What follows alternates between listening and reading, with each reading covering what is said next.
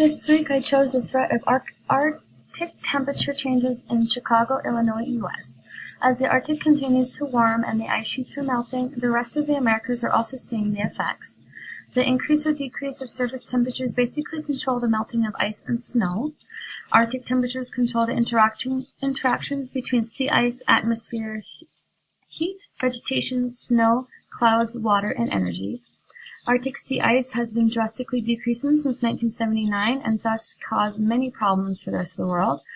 The atmospheric circulation patterns connect climate from the Arctic to the United States and globally.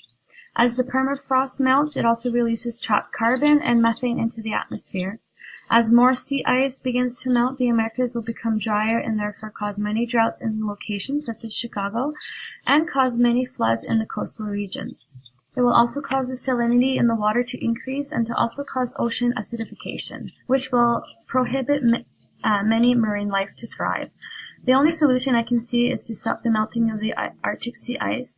I think with stopping the CO2 emissions will help a lot. I also think that if we somehow increase the albedo effect in the region, it would send back the heat energy into the atmosphere and therefore the Arctic sea ice will stay cool.